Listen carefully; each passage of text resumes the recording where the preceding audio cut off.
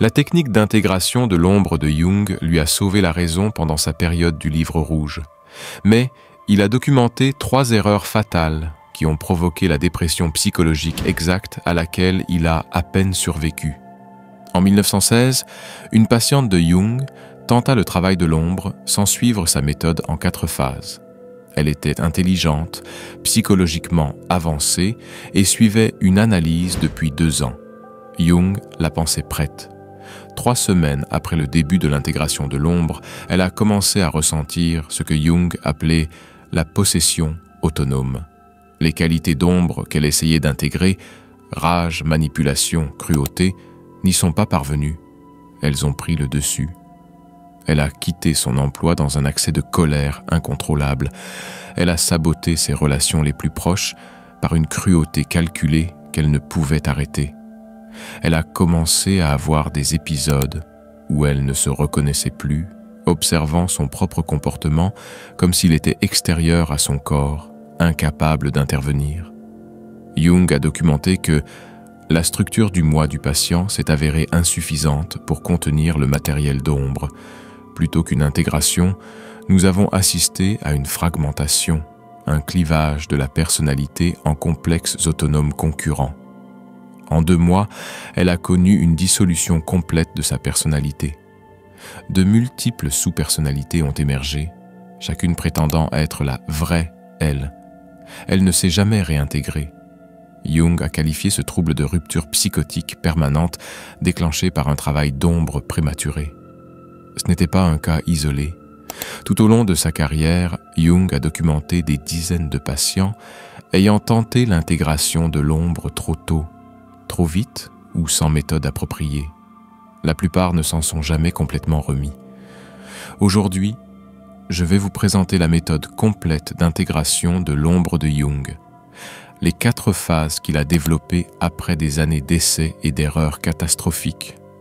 Vous découvrirez les 3 types d'ombre identifiés par Jung, les 3 erreurs fatales qui déclenchent la psychose et comment savoir si vous êtes suffisamment fort psychologiquement pour entreprendre ce travail. Si vous êtes prêt à intégrer votre ombre sans détruire votre personnalité, commentez ceci dès maintenant. J'affronte mon obscurité. Mais d'abord, vous devez comprendre ce qu'est réellement l'ombre, car la définition que la plupart des gens en ont est dangereusement incomplète. La plupart des gens pensent que l'ombre n'est qu'un côté obscur ou une colère refoulée. Cette compréhension incomplète est précisément ce qui rend le travail de l'ombre si dangereux. Jung a passé 6 ans à documenter sa propre ombre durant sa période du Livre rouge. Ce qu'il a découvert n'était pas un simple assemblage de mauvaises qualités que l'on aurait rejetées. L'ombre est bien plus complexe, bien plus puissante et bien plus nécessaire que cela. Dans ses travaux théoriques ultérieurs, Jung a défini l'ombre comme tout ce que vous ne voyez pas en vous-même, positif et négatif, qui existe dans votre inconscient et contrôle votre comportement à votre insu. Remarquez l'essentiel ici. L'ombre contient à la fois des qualités positives et négatives. Ce n'est pas seulement l'obscurité, c'est tout ce que vous avez renié. Voici comment l'ombre se forme. Dès la naissance, on vous inculque constamment ce qui est acceptable et ce qui ne l'est pas. Votre famille vous incite à la politesse, ce qui vous pousse à réprimer votre assurance. Votre culture vous incite à la modestie, ce qui vous pousse à réprimer votre ambition. Votre religion vous incite à l'altruisme, ce qui vous pousse à réprimer votre intérêt personnel. Chaque qualité que vous rejetez pour vous intégrer est reléguée dans l'ombre. Jung observait que l'ombre est la personne que vous préféreriez ne pas être. Elle contient le menteur que vous prétendez ne pas être, le manipulateur que vous niez être, la cruauté que vous prétendez ne pas posséder. Mais elle contient aussi le pouvoir qu'on vous a interdit d'exercer, la sexualité qu'on vous a ordonné de réprimer, la sauvagerie qu'on vous a ordonné de dompter. Le mécanisme est automatique et inconscient. Vous ne décidez pas consciemment de réprimer ma colère. Votre psyché le fait automatiquement pour maintenir l'acceptation sociale et la cohérence psychologique. Jung a décrit comment l'ombre se forme par la répression de qualités incompatibles avec la personnalité consciente que nous avons construite. Mais voici ce qui rend l'ombre si dangereuse psychologiquement. Ce que vous rejetez ne disparaît pas. Il devient autonome. Il opère en dehors de votre contrôle conscient. Jung a démontré que l'ombre vit sa propre vie dans l'inconscient, influençant votre comportement, vos choix et vos relations à votre insu. Le signe le plus évident d'une ombre non intégrée est la projection. Vous voyez chez les autres ce que vous ne voyez pas en vous-même. Les qualités qui déclenchent en vous des réactions émotionnelles intenses, rage, dégoût, mépris, sont presque toujours vos propres qualités d'ombre projetées vers l'extérieur. Jung était catégorique. Tout ce qui nous irrite chez les autres peut nous aider à nous comprendre nous-mêmes. Un autre signe est l'auto-sabotage répétitif. Vous avez un objectif, vous progressez, puis quelque chose en vous le sape. C'est souvent l'ombre qui s'affirme. Vous aspirez consciemment au succès, mais votre ombre contient des croyances comme « je ne mérite pas ça » ou « l'ambition est égoïste », ce qui sabote vos efforts conscients. L'ombre apparaît également dans vos rêves sous forme de figures menaçantes, agresseurs, criminels, animaux sauvages, poursuivants obscurs. Jung enseignait à ses patients que la figure que vous craignez le plus dans vos rêves est souvent votre propre ombre qui tente d'attirer votre attention. Mais Jung a découvert quelque chose qui transforme notre approche du travail de l'ombre. L'ombre n'est pas votre ennemi. C'est votre pouvoir renié qui tente de revenir.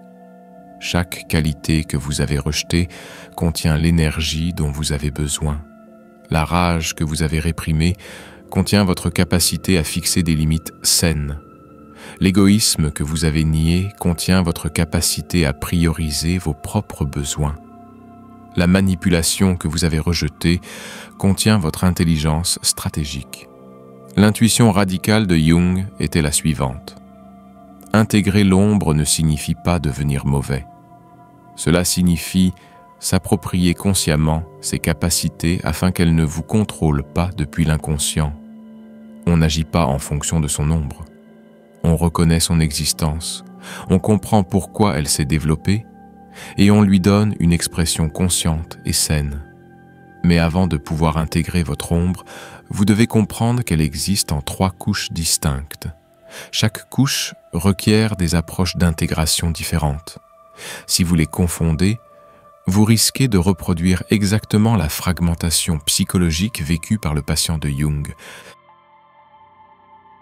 Jung a documenté 3 types distincts de matière obscure durant sa période du livre rouge et des décennies de travail clinique. Chaque type se situe à une profondeur psychologique différente. Chacun requiert des techniques d'intégration distinctes. Tentez d'intégrer une couche plus profonde avant d'avoir intégré les couches plus superficielles est ce qui déclenche la psychose. L'ombre personnelle contient des qualités propres à votre expérience de vie, des traits que vous avez personnellement rejetés en raison de votre famille, de votre culture et de votre conditionnement unique. C'est la couche la plus superficielle et le point le plus sûr pour commencer le travail sur l'ombre. Jung l'a décrit comme la totalité de votre vie non vécue, la personne que vous auriez pu être si vous aviez fait des choix différents, si vous étiez né dans des circonstances différentes, si vous aviez reçu des messages différents sur ce qui est acceptable. Parmi les contenus d'ombre personnels courants, on trouve la colère que l'on vous a puni pour avoir exprimé enfant et que vous avez donc appris à réprimer complètement. Vous êtes désormais la personne gentille qui ne se met jamais en colère, mais votre ombre bouillonne d'une rage que vous ne reconnaissez pas. Ou encore, l'ambition qu'on vous a qualifiée d'égoïste, anti-féminine ou cupide, vous avez donc appris à minimiser vos réussites et à dissimuler votre désir de réussite. Ou encore, la sexualité qu'on vous a qualifiée de honteuse ou dangereuse, vous avez alors complètement déconnecté de votre propre nature érotique. Jung a observé que l'ombre personnelle est généralement accessible par une introspection sincère et peut être intégrée sans déclencher de crise psychologique grave si l'on l'aborde correctement. C'est par là que chacun doit commencer. On ne peut pas sauter cette étape et passer directement à un travail plus approfondi sur l'ombre. C'est la première erreur fatale. L'ombre culturelle contient des qualités que votre culture entière a collectivement rejetées et projetées sur les autres. Différentes races, différentes classes, différentes nations, différentes idéologies. Cette couche est plus profonde, plus dangereuse et plus difficile à intégrer, car la reconnaître revient à remettre en question les valeurs fondamentales de votre tribu. Jung a découvert, durant sa période du Livre rouge, qu'il portait en lui non seulement ses propres défauts, mais aussi l'ombre collective de la civilisation européenne, la violence, le tribalisme, la volonté de domination que la culture européenne prétendait avoir transcendée grâce au christianisme et aux idéaux des Lumières. Ces visions apocalyptiques de sang et de destruction en 1913 étaient l'ombre culturelle qui surgissait un an avant que la Première Guerre mondiale ne prouve que ces défauts n'avaient pas été transcendés, mais simplement refoulés. Il écrivait que l'ombre culturelle apparaît comme l'ennemi, le mal, désigné sur lequel votre culture projette sa propre obscurité. Pour les Allemands, c'étaient les Juifs. Pour les Américains, c'étaient les communistes ou les terroristes. Pour les religieux, c'était le diable. L'ombre culturelle est toujours extériorisée, toujours imputée à l'autre. Intégrer l'ombre culturelle signifie reconnaître que vous possédez toutes les qualités que votre culture prétend avoir éliminées. Si votre culture qualifie un autre groupe de violent, vous devez reconnaître votre propre capacité à la violence. Si votre culture qualifie un autre groupe de irrationnel, vous devez reconnaître votre propre irrationalité. Si votre culture revendique une supériorité morale, vous devez reconnaître votre propre capacité à la cruauté déguisée en vertu. Jung a averti que intégrer l'ombre culturelle vous isole de votre tribu. L'inconscient collectif s'accorde à dire que nous projetons notre obscurité sur d'autres personnes. Refuser de participer à cette projection collective, c'est devenir une menace pour le groupe. C'est pourquoi l'intégration culturelle est plus dangereuse que l'intégration personnelle. On risque l'exil social, des accusations de trahison, la perte de l'appartenance tribale. La plupart des gens préfèrent le confort de la projection collective à la solitude de l'intégration consciente. L'ombre archétypale renferme l'obscurité humaine universelle qui transcende le conditionnement personnel ou culturel, la capacité de destruction, de chaos et de mal inhérente à la nature humaine elle-même. C'est la couche la plus profonde, la plus dangereuse d'accès, celle à laquelle Jung lui-même a failli ne pas survivre durant sa période du Livre rouge. Jung a rencontré ce phénomène chez le personnage qu'il appelait le Rouge, une manifestation de pure force destructrice qui apparaissait dans ses visions. Il le décrivait comme représentant non pas la colère personnelle, ni la violence culturelle, mais la capacité archétypale de destruction qui existe dans la psyché humaine comme une force fondamentale, comme la création, comme l'amour, comme la mort. L'ombre archétypale contient ce que les traditions religieuses appellent le diable ou le mal absolu, non pas comme une entité extérieure, mais comme une réalité psychologique. C'est la part de la nature humaine capable de génocide, de torture et de cruauté sadique, non pour survivre, mais pour le plaisir. C'est l'obscurité que chaque être humain porte en lui, aussi civilisé ou éclairé soit-il. La découverte la plus troublante de Jung fut que l'ombre archétypale n'est pas une pathologie. Elle fait partie intégrante de la structure même de la psyché humaine. On ne peut l'éliminer.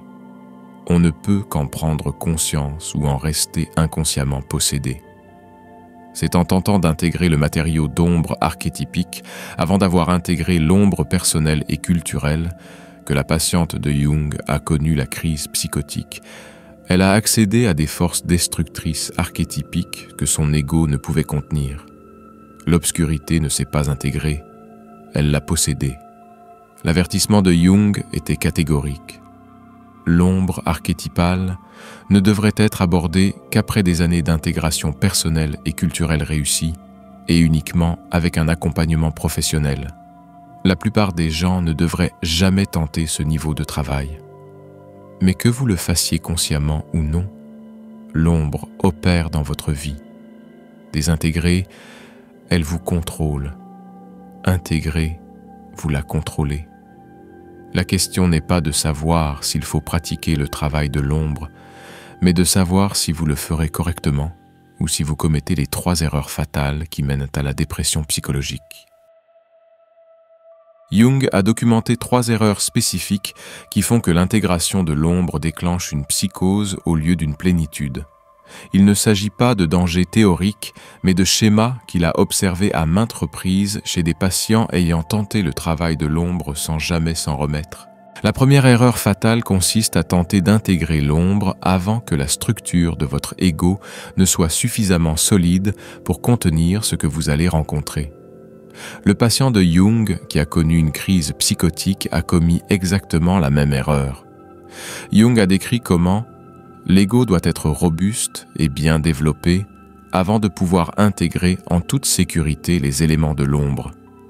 Paradoxalement, il faut être psychologiquement sain avant de pouvoir entreprendre le travail de transformation. Imaginez l'ego comme un contenant. Intégrer l'ombre signifie y déverser des contenus puissants et volatiles. Si ce contenant est fissuré, fragile ou mal construit, il se brise sous la pression.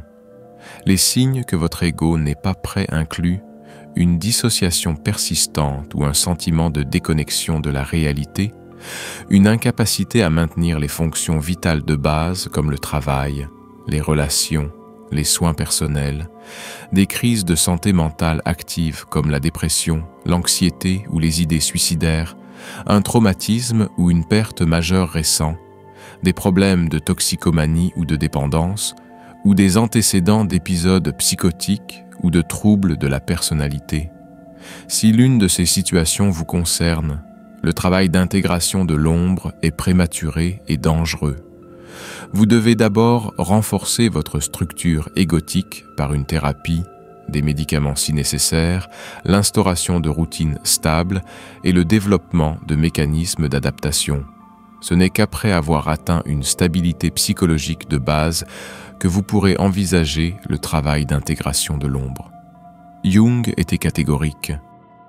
L'intégration de l'ombre n'est pas pour les personnes en crise, elle est pour les personnes fonctionnelles, mais incomplètes, des personnes dont la vie fonctionne correctement, mais qui se sentent creuses parce qu'elles vivent comme des fragments d'elles-mêmes.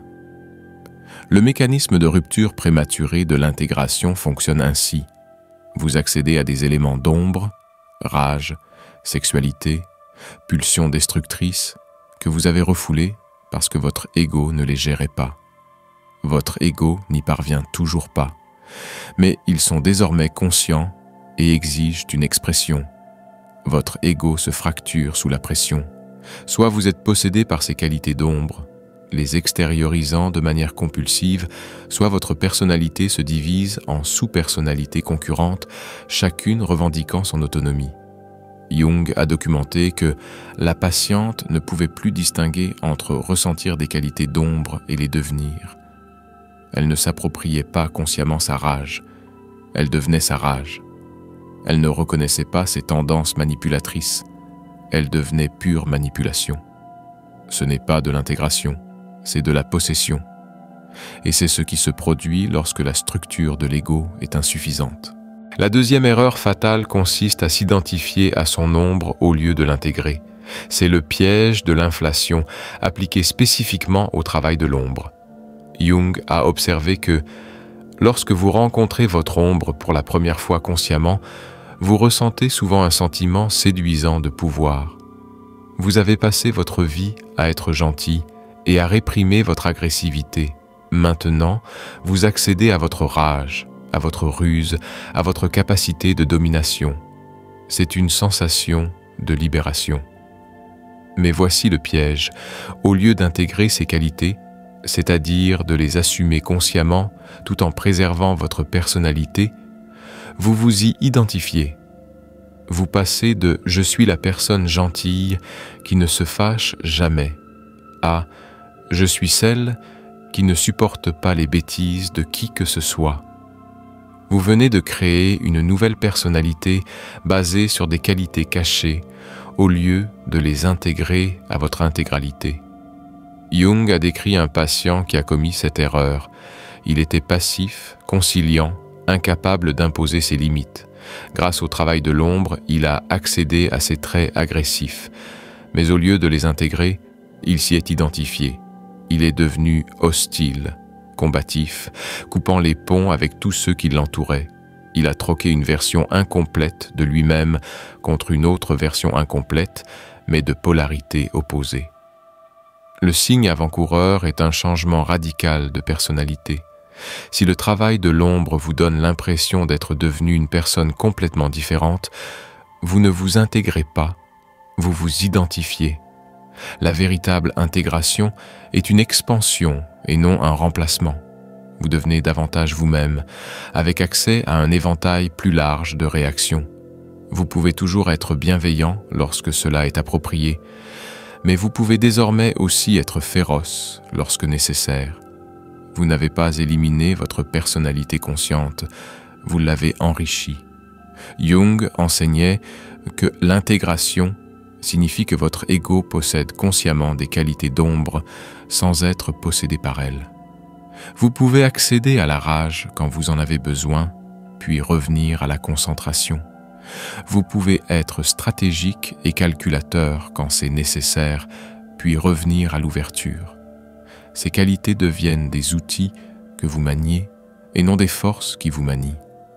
Si vous vous surprenez à exprimer compulsivement des traits d'ombre, si vous vous sentez hanté par des ténèbres incontrôlables, si vous justifiez un comportement destructeur par l'authenticité, arrêtez immédiatement. Vous ne vous intégrez pas, vous êtes possédé. La troisième erreur fatale consiste à donner aux qualités de l'ombre une expression comportementale littérale au lieu d'une expression consciente symbolique. Jung a découvert, durant sa période du Livre rouge, que l'intégration de l'ombre requiert ce qu'il appelle l'accomplissement symbolique. On ne met pas en scène son ombre au sens littéral du terme. On lui donne une forme symbolique par l'art, l'imagination active, les rituels ou l'expression contrôlée dans des contextes appropriés. Il a décrit la différence. Lorsque vous découvrez que votre ombre contient de la rage, vous n'allez pas frapper quelqu'un. Lorsque vous découvrez que votre ombre contient de la cruauté, vous ne devenez pas cruel. Lorsque vous découvrez que votre ombre contient des désirs sexuels que votre conscience juge inacceptables, vous ne les mettez pas en pratique. Au lieu de cela, vous peignez la rage. Vous transcrivez la cruauté dans un personnage fictif. Vous explorez les désirs sexuels dans la fantaisie ou avec un partenaire consentant dans un jeu de rôle contrôlé. Vous donnez forme et expression aux qualités de l'ombre sans les laisser contrôler votre comportement réel. Jung a décrit le cas d'un patient qui a commis cette troisième erreur. En découvrant que son ombre contenait la violence qu'il avait réprimée toute sa vie, il a cru que l'authenticité signifiait l'exprimer par son comportement. Il a commencé à provoquer des bagarres, à se montrer agressif envers les personnes qui le frustraient, justifiant cela par le fait qu'il ne réprimait plus sa vraie nature. En quelques mois, il a détruit sa carrière et son mariage. La distinction essentielle est la suivante. Reconnaître ces qualités d'ombre signifie être conscient de leur existence. On les possède. Mais les posséder ne signifie pas les mettre en pratique. On peut reconnaître « je possède la capacité d'être cruel » sans être cruel. On peut reconnaître « je possède des pulsions destructrices » sans détruire. On peut reconnaître « je possède des ténèbres » sans agir de manière obscure. Jung enseignait que la personne intégrée a un accès conscient à l'ensemble de ses capacités humaines, y compris les plus destructrices, mais conserve le choix conscient des capacités qu'elle souhaite exprimer et de la manière dont elle les exprime. L'intégration accroît son contrôle conscient au lieu de le diminuer. Si le travail de l'ombre vous rend plus impulsif, plus destructeur, plus chaotique dans votre comportement réel, c'est que vous agissez, vous n'intégrez pas. Une véritable intégration vous rend plus conscient, plus maître de vous-même et plus capable de choisir les réponses appropriées aux situations.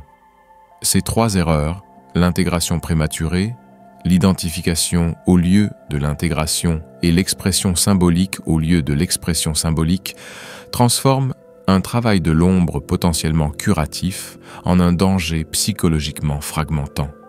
Mais pour ceux dont la structure de l'ego est suffisamment forte, qui peuvent s'intégrer sans s'identifier et s'exprimer symboliquement sans passer à l'acte, Jung a développé une méthode en 4 phases qui fonctionne réellement. Après des années d'essais et d'erreurs catastrophiques, Jung a peaufiné sa méthode d'intégration de l'ombre en 4 phases distinctes. Chaque phase s'appuie sur la précédente. Sauter une phase ou précipiter le processus risque de reproduire les erreurs évoquées précédemment. Jung a découvert que on ne peut intégrer ce qu'on ne voit pas et on ne peut pas voir son ombre directement. On ne peut la voir que reflétée dans ses projections sur les autres. La technique commence par une honnêteté brutale quant à vos réactions émotionnelles. Chaque réaction négative forte envers quelqu'un, mépris, dégoût, rage, indignation, est une projection potentielle. Jung enseignait à ses patients à se demander « À quelle qualité chez cette personne réagis-je si fortement ?» Vient ensuite la deuxième question cruciale. Où cette qualité existe-t-elle en moi ? Non pas « pourrait-elle exister ?» ou « pourrais-je en avoir un peu ?» La question suppose qu'elle existe en vous, car si ce n'était pas le cas, vous n'auriez pas une réaction aussi forte chez les autres. Jung a documenté son propre processus de reconnaissance de l'ombre durant sa période du livre rouge. Il s'est aperçu qu'il avait d'intenses réactions négatives envers ses collègues qu'il percevait comme avides de pouvoir, manipulateurs ou grandioses. Cette reconnaissance est venue lorsqu'il s'est demandé « Où suis-je avide de pouvoir ? Où suis-je manipulateur ? Où suis-je grandiose ?» Les réponses étaient dérangeantes, mais indéniables. Il a écrit dans ses notes « J'avais projeté mes propres pulsions de pouvoir sur les autres, puis je les avais jugées pour des qualités que je ne pouvais pas reconnaître en moi. Au moment où j'ai pris conscience de ces qualités, l'intensité de mes réactions envers les autres a diminué de façon spectaculaire. Voici le test d'une reconnaissance réussie. Lorsque vous avez véritablement pris possession d'une qualité cachée, elle cesse de vous perturber chez les autres. Vous pouvez encore la remarquer, désapprouver la façon dont ils l'expriment, mais la charge émotionnelle disparaît. Vous la voyez clairement au lieu d'y réagir émotionnellement. La pratique recommandée par Jung consiste à tenir ce qu'il appelle un journal de projection. Chaque jour, notez ce qui vous a déclenché et quelle qualité chez l'autre personne a provoqué votre réaction. Ensuite, indiquez où cette qualité se trouve en vous avec des exemples précis tirés de votre vie. Ne vous laissez pas aller à dire « enfin », peut-être un peu. Creusez jusqu'à trouver clairement la qualité cachée. Un patient de Jung a décrit ce processus.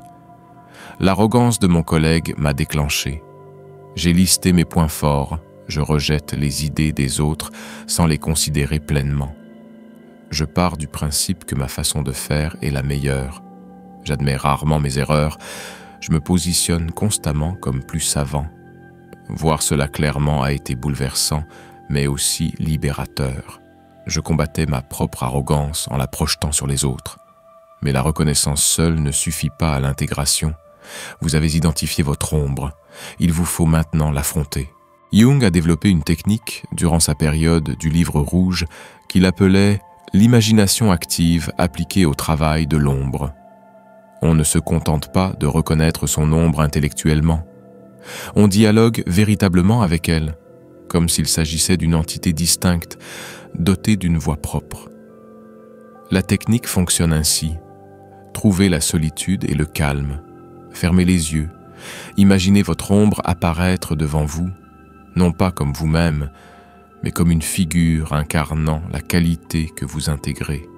Si vous intégrez la rage, elle pourrait apparaître comme une figure violente. Si vous intégrez la manipulation, elle pourrait apparaître comme un filou rusé.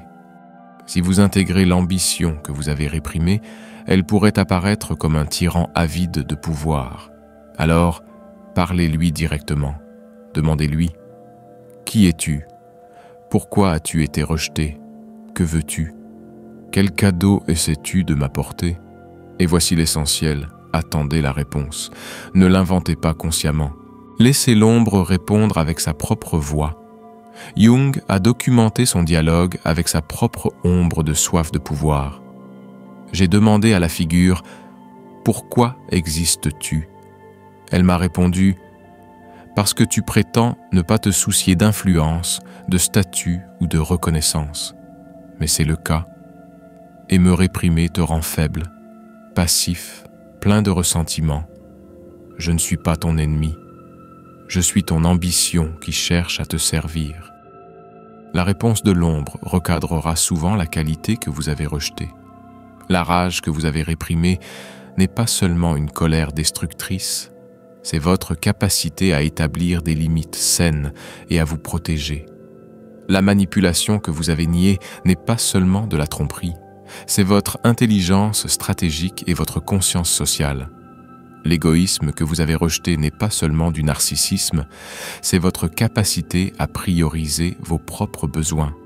Jung enseignait que l'ombre contient presque toujours un don que vous avez refusé. L'intégration signifie accepter ce don tout en gardant un contrôle conscient sur la façon dont vous l'exprimez. Le dialogue se poursuit sur plusieurs séances. Vous demandez à l'ombre comment elle souhaite s'exprimer. Vous négociez avec elle. Vous établissez des accords sur une expression saine plutôt que sur des actes destructeurs. Jung décrivait cela comme « donner à l'ombre une place à la table de votre psyché, reconnaître ses besoins légitimes tout en préservant le rôle de votre ego comme décideur. » Une patiente a documenté son dialogue avec une sexualité refoulée. J'ai demandé ce qu'elle voulait. Elle m'a répondu « être reconnue, être célébrée, ne pas être traitée comme honteuse. » Je lui ai demandé comment je pouvais l'honorer sans agir de manière destructrice. Elle m'a répondu « arrête de t'excuser pour tes désirs, arrête de cacher ta sexualité, laisse-toi vivre pleinement, sans juger ni réprimer immédiatement. » Ce dialogue m'a ouvert la voie. Mais le dialogue crée la conscience. Il vous faut maintenant donner forme à votre ombre dans le monde extérieur. Jung a découvert que les qualités d'ombre qui demeurent purement internes restent séparées. Pour les intégrer, il faut les intégrer à la réalité extérieure par l'expression symbolique. C'est là que la plupart des gens se trompent et commettent la troisième erreur fatale, passer à l'acte. Mais la méthode de Jung est précise. On donne à l'ombre une forme symbolique et non une forme comportementale littérale. On l'incarne dans l'art, l'écriture, un rituel contrôlé ou un jeu de rôle approprié. Si votre ombre contient de la rage, vous ne frappez pas les gens. Vous peignez la rage sur la toile avec des couleurs violentes et des coups de pinceau agressifs. Vous transcrivez la rage dans un personnage d'une histoire. Vous vous rendez dans une salle de rage et détruisez des objets dans un environnement contrôlé. Vous pratiquez des arts martiaux où l'agression contrôlée est canalisée de manière appropriée. Si votre ombre contient une manipulation que vous avez réprimée parce qu'on vous a appris qu'elle était maléfique, vous ne devenez pas manipulateur dans vos relations. Vous étudiez les jeux de stratégie où la ruse est valorisée. Vous écrivez sur des personnages manipulateurs. Vous reconnaissez que, Lire les gens et influencer les résultats est une compétence que vous possédez et que vous pouvez utiliser de manière éthique en cas de besoin. Si votre ombre cache une ambition que vous avez dissimulée parce qu'on vous a dit qu'elle était égoïste, vous ne devenez pas impitoyablement compétitif. Vous vous fixez des objectifs ambitieux ouvertement. Vous visez des rôles de leadership sans vous excuser. Vous célébrez vos succès au lieu de les minimiser. Jung a souligné que la clé réside dans une expression consciente, contrôlée et appropriée. Vous ne supprimez plus l'ombre, mais vous ne la laissez pas non plus vous posséder. Vous lui offrez des exutoires sains qui honorent son existence sans la laisser contrôler votre comportement de manière destructrice. Il a documenté sa propre incarnation d'ombre durant la période du Livre rouge. Il a sculpté des sculptures en pierre représentant ses pulsions destructrices. Il a peint des mandalas représentant l'intégration de la lumière et de l'obscurité. Il a écrit des dialogues entre son ego et son ombre, donnant à chaque voix sa pleine expression sur papier. Une patiente a décrit son parcours. « Mon ombre contenait la cruauté que j'avais réprimée toute ma vie, la capacité de blesser avec des mots, de prendre plaisir à la douleur d'autrui. Au lieu de la réprimer ou de la mettre en scène, j'ai écrit des fictions où mes personnages pouvaient être cruels. J'ai exploré cette obscurité à travers eux. Cela a satisfait le besoin de reconnaissance de l'ombre sans me rendre cruel dans la vie réelle. Le test d'une incarnation symbolique réussie est le suivant. Après avoir exprimé votre ombre symboliquement, ressentez-vous un soulagement? La compulsion diminue-t-elle? Pouvez-vous accéder à l'énergie sans être possédé par elle? Si oui, vous êtes en train d'intégrer. Si vous vous sentez davantage poussé à agir, davantage identifié à l'obscurité, davantage convaincu de la nécessité de l'exprimer par votre comportement, arrêtez. Vous êtes en train de basculer dans la possession.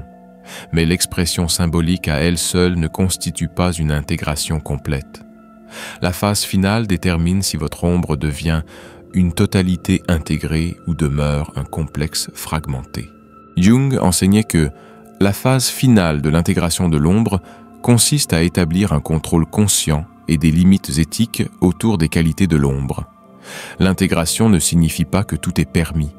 Elle signifie que vous possédez cette capacité tout en conservant un choix conscient quant à son expression. Cette phase nécessite de créer ce que Jung appelait un contenant éthique pour votre ombre. Vous reconnaissez l'existence de cette qualité d'ombre en vous, vous en comprenez l'origine et la raison d'être, vous lui avez donné une expression symbolique. Vous établissez alors des limites claires quant au moment et à la manière dont elle peut s'exprimer concrètement. Par exemple, vous avez intégré votre capacité à exprimer votre colère. La limite éthique pourrait être « Je reconnais ma colère, je ne la réprime plus, mais je ne l'exprime que dans des contextes appropriés, lorsque mes limites sont véritablement transgressées, lorsqu'une injustice doit être affrontée, lorsque l'affirmation de soi est requise. Je ne la déchaîne pas sur des frustrations soudaines. Je ne l'utilise pas pour intimider ou contrôler les autres. Je la canalise de manière appropriée. Ou bien vous avez intégré votre capacité de manipulation stratégique. La limite éthique pourrait être « Je reconnais que je peux décrypter les gens et influencer les résultats.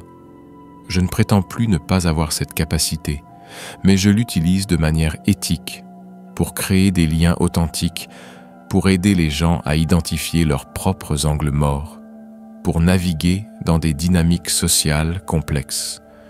Je ne l'utilise pas pour exploiter, tromper ou nuire. » Jung a documenté ses propres mécanismes éthiques. « Je reconnais mes pulsions de pouvoir, ma grandeur, ma capacité à la tyrannie, mais je les canalise à travers mon travail. Je construis un système psychologique, je forme des analystes, je construis mon héritage intellectuel. Je ne domine pas mes patients, je ne manipule pas mes collègues. J'ai donné à ma pulsion de pouvoir une expression appropriée sans me laisser posséder. » La pratique essentielle que Jung recommandait est ce qu'il appelait la pause consciente. Avant d'agir sur une impulsion d'ombre, marquez une pause. Demandez-vous, cette impulsion d'ombre cherche-t-elle à me servir de manière appropriée en ce moment, ou cherche-t-elle à me posséder? S'agit-il d'une expression saine ou d'un comportement destructeur? Est-ce que je choisis cette réponse consciemment, ou suis-je guidé par une compulsion inconsciente? Si vous choisissez consciemment et que l'expression est appropriée, agissez. Si vous êtes poussé compulsivement ou que l'expression serait destructrice, optez plutôt pour une expression symbolique. L'un des patients de Jung dont l'intégration a été réussie a décrit son processus. « J'ai intégré mon ombre d'agressivité. Je ne la réprime plus, mais je ne la manifeste pas de manière inappropriée. Lorsque mes limites sont transgressées, je sens l'agressivité surgir. Je marque une pause. Je me demande, l'affirmation de soi est-elle nécessaire ici? Si oui, je réponds fermement et clairement. Sinon, je canalise cette énergie par le biais de mon entraînement plus tard. Je l'assume, mais je la contrôle. La dernière intuition de Jung sur l'intégration fut profonde. La personne intégrée n'élimine pas son ombre. Elle développe une relation consciente avec elle. L'obscurité est toujours là, mais elle vous sert au lieu de vous contrôler. Vous devenez complet, non parfait. Le signe d'une intégration réussie est paradoxal. Vous devenez simultanément plus conscient de votre obscurité et moins contrôlé par elle. Vous pouvez accéder à la rage quand vous en avez besoin, puis retrouver la paix. Vous pouvez être stratégique quand c'est nécessaire, puis retrouver l'ouverture. Vous pouvez être féroce quand c'est nécessaire, puis retrouver la douceur. Les traits d'ombre deviennent des outils dans votre boîte à outils psychologiques, au lieu d'être des forces inconscientes qui guident votre comportement. Mais comprendre la méthode ne signifie pas savoir si elle fonctionne. Jung a étudié des personnes à travers l'histoire qui ont tenté l'intégration de l'ombre. Certaines ont réussi et sont devenues entières. D'autres ont échoué et se sont fragmentées. Cette différence révèle tout sur la valeur du risque encouru. Jung a passé des décennies à étudier des personnages historiques ayant suivi un travail d'intégration de l'ombre, certains consciemment, d'autres inconsciemment. Deux cas illustrent ce qui distingue une intégration réussie d'un échec catastrophique.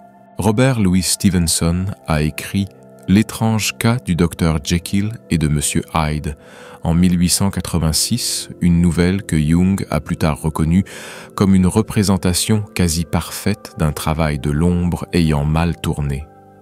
Mais ce que la plupart des gens ignorent, c'est que Stevenson travaillait inconsciemment avec sa propre ombre tout au long de son écriture. Stevenson a mené une vie victorienne respectable, convenable, civilisée et moralement intègre. Mais il était hanté par ce qu'il appelait des penchants sombres, des désirs de liberté, de sauvagerie et des expériences que sa société jugeait inacceptables. Plutôt que de les réprimer complètement ou de les vivre de manière destructrice, il leur a donné une forme symbolique à travers la fiction. Jung a étudié le cas de Stevenson et a noté que, par l'écriture, Stevenson a créé un contenant pour son ombre. Jekyll représente la personnalité consciente, civilisée, contrôlée, socialement acceptable. Hyde représente l'ombre, sauvage, instinctive, libérée de toute contrainte morale. En donnant à son ombre une forme littéraire, Stevenson l'a intégrée symboliquement sans en être possédé. Ce qui a fait le succès de l'approche de Stevenson était précisément ce que Jung enseignerait plus tard. L'incarnation symbolique sans identification ni passage à l'acte. Stevenson n'est pas devenu Hyde. Il a écrit Hyde. Il a exploré les qualités de l'ombre à travers la fiction, les ressentant avec imagination sans les exprimer de manière destructive dans sa vie réelle. Jung a observé que Stevenson a mené une vie respectable, tout en laissant s'exprimer pleinement son ombre à travers son œuvre. C'est l'intégration, s'approprier l'obscurité tout en gardant un contrôle conscient sur son comportement réel. Stevenson a mené une vie fonctionnelle, créative et productive jusqu'à sa mort à 44 ans. Son ombre est devenue le carburant de son art et non une force qui l'a détruit. La clé de son succès résidait dans le maintien de limites claires entre exploration symbolique et comportement littéral. Il pouvait décrire la violence de Hyde sans devenir violent. Il pouvait imaginer la liberté de Hyde sans abandonner ses responsabilités. L'ombre servait sa créativité au lieu de s'emparer de sa personnalité. August Strindberg, le dramaturge suédois, représente le résultat opposé. L'intégration de l'ombre sans méthode appropriée conduisant à une fragmentation psychologique. Strindberg, comme Jung, était brillant et doté d'une psychologie sophistiquée. Il reconnaissait son ombre, sa rage envers les femmes, sa paranoïa, ses pulsions destructrices. Il a exprimé ses qualités dans ses pièces, créant certaines des œuvres les plus pénétrantes du théâtre du XIXe siècle. Mais contrairement à Stevenson, Strindberg ne parvenait pas à maintenir une frontière entre exploration symbolique et comportement littéral. Jung a documenté que Strindberg ne se contentait pas d'écrire sur son ombre, il la mettait en scène. Il était possédé par les qualités qu'il explorait. Les 3 mariages de Strindberg se soldèrent tous par d'âpres conflits, alimentés par une rage incontrôlable. Il développa des délires paranoïaques, persuadé que ses ennemis cherchaient à le détruire. Il connut ce qu'il appelait « l'enfer », des crises psychologiques où il ne parvenait plus à distinguer ses visions obscures de la réalité. Jung a noté que l'erreur de Strindberg a été de s'identifier à son ombre au lieu de l'intégrer. Il a exploré l'obscurité dans son art, mais est ensuite devenu l'obscurité. La structure de son ego n'était pas assez forte pour contenir ce à quoi il avait accédé. L'issue fut tragique. Strindberg passa les dernières décennies de sa vie à osciller entre périodes créatives brillantes et dépression psychologique. Il mourut isolé, paranoïaque et brouillé avec la plupart de ses proches. Son ombre l'avait consumé au lieu de l'intégrer. L'analyse de Jung était précise. Strindberg a accédé à un matériau d'ombre profond, mais sans méthode appropriée, sans préserver l'intégrité de son ego, sans établir de limites éthiques. Le résultat fut une possession partielle, des moments d'intégration alternant avec des périodes de domination de l'ombre. Qu'est-ce qui a séparé le succès de Stevenson de l'échec de Strindberg? Jung a identifié le facteur crucial, la capacité à maintenir ce qu'il appelait la position d'observateur. Stevenson pouvait écrire sur l'obscurité tout en restant conscient que « ceci est mon ombre, pas mon moi total ». Il entretenait un ego observateur qui pouvait dire « j'explore ces qualités symboliquement, mais je ne suis pas ces qualités. C'est cela l'intégration ». Strindberg perdit sa position d'observateur. Il devint l'obscurité qu'il explorait. Il ne parvenait plus à distinguer « j'éprouve une rage d'ombre » et « je suis la rage ». C'est de la possession. Jung concluait que l'intégration de l'ombre exige un engagement et une distance simultanée. Vous devez vous engager suffisamment profondément dans votre ombre pour la comprendre, vous l'approprier et l'exprimer. Mais vous devez maintenir une distance psychologique suffisante pour éviter d'être possédé par elle. Cet équilibre, un engagement total avec des limites respectées, est ce qui rend l'intégration possible. C'est pourquoi Jung insistait sur un fort développement de l'ego avant d'entreprendre le travail de l'ombre. Votre ego vous offre la position d'observateur. Si votre ego est faible ou fragmenté, vous perdez votre capacité d'observation. Vous devenez ce que vous explorez. C'est alors que le travail de l'ombre se transforme d'une pratique de guérison en danger psychologique. Mais pour ceux qui peuvent maintenir la position d'observateur, qui ont une structure de l'ego suffisamment forte et qui suivent la méthode en 4 phases de Jung, l'intégration de l'ombre conduit au résultat que Jung a lui-même atteint après sa période du livre rouge, la plénitude. Comment savoir si votre travail d'ombre s'intègre réellement ou si vous vous dirigez vers un danger? Jung a recensé des signes spécifiques qui révèlent si l'intégration progresse sainement ou se détériore et se fragmente. Le signe le plus fiable d'une intégration réussie de l'ombre est de cesser de projeter son obscurité sur les autres. Jung enseignait que, en assumant consciemment ses qualités d'ombre, on cesse de les percevoir inconsciemment chez ceux qui nous entourent. Avant l'intégration, vous étiez constamment sollicité par les autres. Après l'intégration, ces déclencheurs disparaissent en grande partie. Vous pouvez percevoir la qualité chez les autres sans réaction émotionnelle forte, car vous avez reconnu qu'elle existe aussi en vous. L'un des patients de Jung, dont l'intégration a été réussie, a décrit ce changement.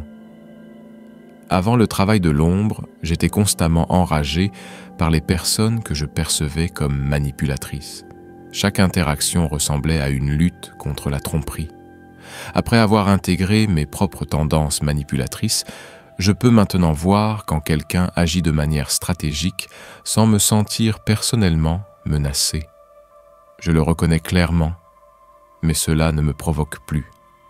Cela ne signifie pas que vous devenez naïf ou que vous cessez de reconnaître les comportements problématiques chez les autres. Cela signifie que vous les percevez clairement, sans le prisme déformant de la projection. Vous pouvez réagir de manière appropriée, sans réaction émotionnelle. Jung a observé que la personne intégrée a accès à un éventail plus large de réponses. Elle n'est pas enfermée dans un comportement à stratégie unique. Avant l'intégration, vous étiez peut-être compulsivement gentil, car vous aviez réprimé toute agressivité. Après l'intégration, vous pouvez être aimable lorsque c'est approprié et féroce lorsque nécessaire. Avant l'intégration, vous pourriez être d'une honnêteté irréprochable, car vous rejetiez toute manipulation. Après l'intégration, vous pouvez être direct lorsque cela est utile et stratégique lorsque nécessaire. Jung a documenté la transformation d'une patiente. Elle était pathologiquement conciliante, incapable de dire non, sacrifiant constamment ses besoins aux autres. Grâce à l'intégration de l'ombre, elle a accédé à sa capacité d'égoïsme et d'affirmation de soi sain. Elle n'est pas devenue égoïste, elle est devenue flexible. Elle pouvait encore être généreuse quand elle le jugeait bon, mais elle pouvait désormais aussi se donner la priorité quand elle en avait besoin. Le test est simple. Pouvez-vous accéder à des qualités opposées selon le contexte? Pouvez-vous être à la fois doux et dur, à la fois ouvert et réservé, à la fois généreux et protecteur? Si vous restez enfermé dans un comportement à stratégie unique, votre ombre n'est pas intégrée. Elle continue de vous contrôler depuis l'inconscient, où vous vous êtes identifié à elle et avez créé une nouvelle personnalité rigide. Jung a découvert que l'ombre non intégrée se manifeste par un auto-sabotage répétitif. Vous aspirez consciemment au succès, mais votre ombre vous mine. L'intégration supprime ce conflit interne. Avant l'intégration, vous pourriez être sur le point d'atteindre un objectif, puis le saboter mystérieusement, manquer une réunion importante, vous disputer avec une personne clé, commettre une erreur inhabituelle. C'est souvent une sorte de sentiment d'ombre qui s'affirme « vous ne méritez pas ça » ou « le succès vous rend semblable à ceux que vous avez passé votre vie à juger ». Après l'intégration, les schémas de sabotage diminuent considérablement. Vous pouvez poursuivre vos objectifs sans être inconscient, car votre psyché est entièrement alignée. Jung a noté que lorsque le matériau d'ombre est conscient et intégré, il cesse de contrecarrer vos intentions conscientes par en dessous. Un patient a décrit le changement. « Je sabotais mes relations amoureuses depuis des années. Je choisissais des partenaires indisponibles, je repoussais les bons, je créais des drames. Grâce au travail de l'ombre, j'ai découvert que mon ombre croyait que l'intimité, c'est se perdre. Une fois que j'ai intégré cette peur consciemment et établi des limites qui me permettaient de préserver mon autonomie dans la relation, le sabotage a cessé. J'ai pu poursuivre l'intimité sans la détruire inconsciemment. Le signe le plus profond d'intégration est peut-être ce que Jung appelle l'acceptation paradoxale de soi. Vous devenez simultanément plus conscient de votre obscurité et plus en paix avec vous-même. Avant l'intégration, vous maintenez votre paix psychologique en niant l'existence de votre ombre. Je ne suis pas en colère, je ne suis pas manipulateur, je ne suis pas cruel. Cela crée une estime de soi fragile qui dépend du maintien du déni. Après l'intégration, vous reconnaissez tout cela. Je contiens la rage, je contiens la ruse, je contiens la cruauté. Mais vous êtes plus en paix et non moins, parce que vous ne perdez plus votre énergie à réprimer ou à nier. Vous êtes entier, pas parfait. Jung a réfléchi à son propre processus. Pendant ma période du livre rouge, j'ai découvert que je contenais toute l'obscurité que j'avais passé ma carrière à analyser chez mes patients. Cela aurait dû me dévaster. Au contraire, cela m'a libéré. Je ne me défendais plus contre ma propre nature. J'en étais simplement conscient. Le paradoxe se résout quand on comprend qu'assumer ces ténèbres ne fait pas de soi un être mauvais. Cela nous rend complets. La capacité à la cruauté existe en nous, mais aussi la capacité à la bonté. La capacité à la destruction existe, mais aussi la capacité à la création. On n'est pas défini par une seule qualité. On est la totalité. Jung enseignait que le test ultime de l'intégration de l'ombre se manifeste dans nos relations. Une ombre non intégrée engendre des relations instables, alimentées par la projection et des dynamiques inconscientes. L'ombre intégrée permet une connexion consciente et authentique. Avant l'intégration, vos relations étaient chaotiques.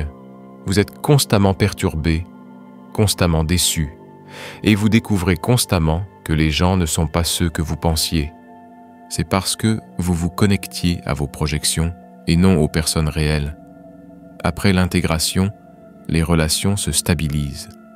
Vous voyez les autres plus clairement, car vous ne projetez plus votre ombre sur eux. Vous pouvez gérer leurs obscurités, car vous avez géré les vôtres. Vous n'avez plus besoin qu'ils soient parfaits, car vous avez cessé d'exiger la perfection de vous-même. L'une des patientes de Jung a décrit sa transformation. Mon mariage a failli se terminer, parce que je voyais mon mari comme contrôlant, dominateur et oppressif. Grâce au travail de l'ombre, j'ai découvert que je projetais sur lui ma propre pulsion de pouvoir désavoué. Lorsque je l'ai assumé, j'ai pu le voir clairement. Il n'essayait pas de me contrôler, il était simplement lui-même. Une fois la projection dissipée, nous avons pu enfin nous identifier. Si le travail de l'ombre rend vos relations plus chaotiques, plus conflictuelles, plus instables, c'est que vous agissez, vous ne vous intégrez pas. Une véritable intégration apporte clarté, stabilité et profondeur aux relations. Jung a observé que l'ombre intégrée devient un carburant créatif. L'ombre non intégrée se manifeste par un comportement compulsif et motivé ou un blocage créatif complet. L'ombre renferme une énergie immense. Toutes les qualités que vous avez réprimées nécessitent de l'énergie pour être réprimées. En intégrant votre ombre, cette énergie devient disponible pour un travail créatif, des activités enrichissantes et une expression personnelle authentique. Jung a documenté sa propre explosion créatrice après sa période du livre rouge. Ces années d'intégration de l'ombre ont ouvert la voie à des décennies de travail productif. Développement de ses théories, formation d'analystes, écriture prolifique. Il a écrit « L'énergie que j'avais dépensée à réprimer mon obscurité est devenue disponible pour la création une fois que j'ai cessé de la combattre. Mais la clé réside dans la créativité non compulsive. Si votre travail d'ombre vous rend frénétique, incapable de vous reposer, vous n'êtes pas intégré, vous êtes possédé. L'ombre intégrée crée une énergie créatrice stable et durable et non une productivité frénétique suivie d'un effondrement. Si vous ressentez ces 6 signes, projection réduite, flexibilité accrue, auto-sabotage réduit, acceptation paradoxale de soi, relation stable et vitalité créative, votre intégration de l'ombre est réussie. vous devenez entier, sans fragmentation. Mais si vous ressentez le contraire, projection accrue, identification rigide à des qualités d'ombre, davantage de sabotage, moins d'acceptation de soi, chaos relationnel et comportement compulsif, arrêtez immédiatement. Vous vous aventurez au cœur du danger. Ton ombre n'est pas ton ennemi, c'est ton pouvoir renié, ta vitalité rejetée, ta vie non vécue exigeant ton intégration. Vous n'êtes pas brisé parce que vous portez l'obscurité. Chaque être humain possède en lui un potentiel de rage, de cruauté, de manipulation et de destruction. La différence entre les êtres fragmentés et les êtres entiers ne réside pas dans le fait que ces derniers ont éliminé leur obscurité, mais dans le fait qu'ils l'ont intégrée consciemment. Vous n'êtes pas faible parce que vous avez réprimé votre ombre. La répression est ce que la société exige pour fonctionner en société. Vous avez appris à réprimer des qualités inacceptables pour survivre psychologiquement et socialement. Mais ce qui a fonctionné pour la survie ne fonctionne pas pour la plénitude. La question n'est pas de savoir si vous avez une ombre. Tout le monde en a une. La question est de savoir si vous allez l'intégrer en utilisant la méthode de Jung, ou si vous allez continuer à la réprimer jusqu'à ce qu'elle éclate, ou si vous allez tenter une intégration sans méthode et provoquer la fragmentation que Jung a constatée chez ses patients. La méthode en 4 phases de Jung propose un cheminement de la possession inconsciente à l'intégration consciente, de la projection de votre obscurité sur les autres à sa prise en charge personnelle, du contrôle de vos pulsions obscures au choix conscient du moment et de la manière de les exprimer de manière appropriée. Mais ce travail ne convient pas à tout le monde. Jung a été très clair. L'intégration de l'ombre requiert une structure égotique forte, une stabilité psychologique et la capacité à maintenir une position d'observateur. Si vous êtes en crise, si vous êtes à peine fonctionnel, si vous ne savez pas faire la distinction entre expérimenter des qualités et les devenir, ce travail est prématuré et dangereux. Pour ceux qui sont prêts, ceux qui ont une stabilité fondamentale, qui peuvent s'engager profondément tout en maintenant leurs limites, qui peuvent s'exprimer symboliquement sans passer à l'acte, l'intégration de l'ombre transforme la malédiction en don. Les qualités que vous avez combattues toute votre vie deviennent des sources de force. L'énergie que vous avez dépensée à réprimer devient le carburant de la création. La fragmentation devient plénitude. Commentez ci-dessous le type de matériau d'ombre avec lequel vous travaillez. Type 1 pour l'ombre personnelle, type 2 pour l'ombre culturelle ou type 3 si vous essayez un travail archétypal, bien que Jung déconseille fortement le type 3 sans conseil professionnel. Construisons une communauté de personnes pratiquant l'intégration consciente de l'ombre au lieu de la possession inconsciente de l'ombre ou de la fragmentation prématurée. Si cette méthode pour intégrer vos ténèbres sans détruire votre personnalité vous a interpellé, cliquez sur « J'aime ». Vous rejoignez les rares personnes qui comprennent que la plénitude exige d'assumer pleinement son humanité, lumière et ténèbres. Abonnez-vous pour plus d'exploration des techniques les plus dangereuses de Jung, les méthodes qui transforment la fragmentation psychologique en une plénitude intégrée. Et si vous voulez comprendre où Jung a découvert cette méthode d'intégration de l'ombre, regardez ma vidéo précédente sur sa période du livre rouge, 6 années de psychose volontaire où il a documenté l'intégralité de sa descente et de son retour. Vous verrez exactement ce qu'il a rencontré dans sa propre ombre et comment il y a survécu. Le lien est maintenant à l'écran. Votre ombre vous a contrôlé depuis l'inconscient toute votre vie. La méthode de Jung prouve qu'il est possible de l'intégrer sans fragmentation. La question est, êtes-vous suffisamment fort psychologiquement pour commencer? Merci d'avoir regardé. À bientôt dans la prochaine dimension.